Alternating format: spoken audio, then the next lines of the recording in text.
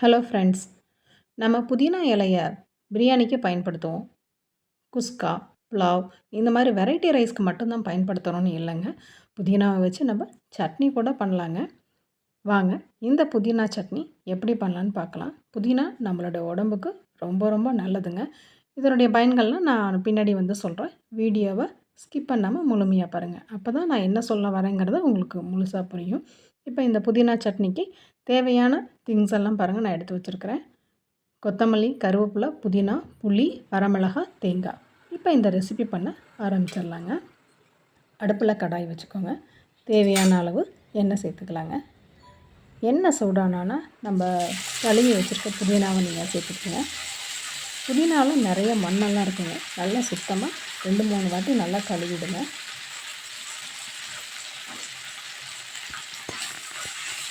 இப்போ இந்த புதினா பார்த்திங்கன்னா நல்லா வதங்கட்டுங்க.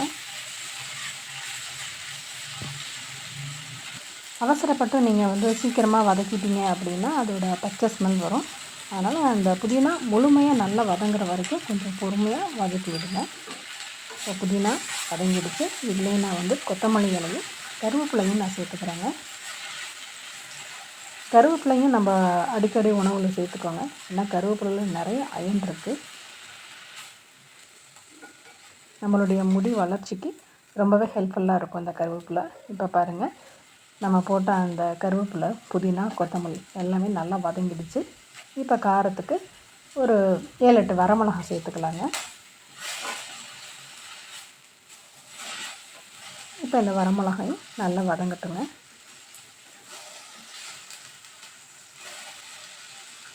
புதினாவில் பார்த்திங்கன்னா நிறைய மருத்துவ குணங்கள் இருக்குங்க. சிலருக்கு பேசும்போது பார்த்திங்கன்னா வாய் ஸ்மெல் வருங்க.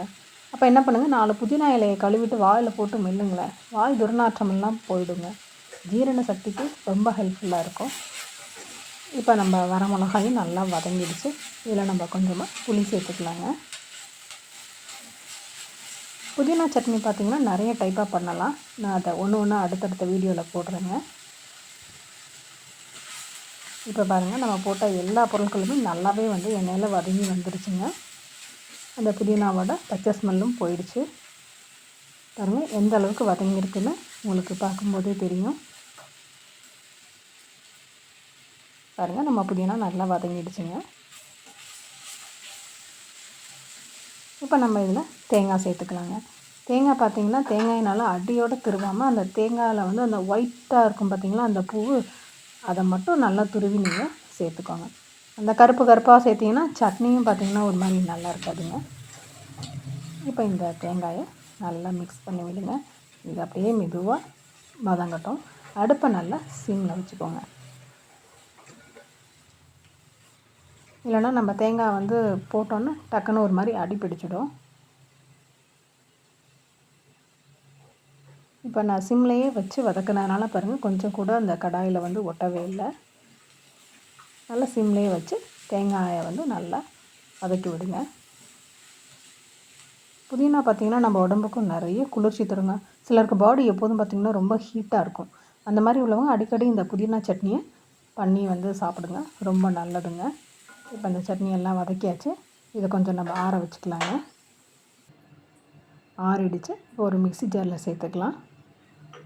இப்போ இதுக்கு தேவையான அளவு உப்பு சேர்த்துக்கலாங்க. இப்போ இந்த சட்னி அரைக்க தேவையான அளவு நம்ம தண்ணி ஊற்றிக்கலாம்.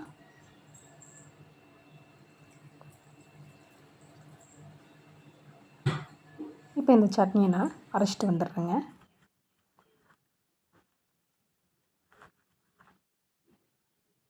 இப்போ சட்னியை நான் அரைச்சிட்டு வந்துட்டேன். பாருங்கள் எப்படி இருக்குன்னு. இப்போ புதினா சட்னியை அரைச்சாச்சு. இது எந்த அளவுக்கு அரைப்பட்டிருக்குன்னு பாருங்கள். நல்லா நைஸாக அரைங்க. பாருங்கள், நம்மளுடைய புதினா சட்னி ரெடி ஆகிடுச்சிங்க. சிலர் ஆஃபீஸ் விட்டு வரப்போ ரொம்ப தலைவலியோடு வருவாங்க. அது மாதிரி நேரத்தில் என்ன பண்ணுங்கள், நம்ம புதினா சட்னி தான் பண்ணணுன்னு கிடையாது.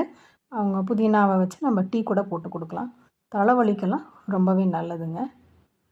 இப்போ இந்த சட்னியை வேறு ஒரு பவுலில் நம்ம மாற்றிக்கலாம்.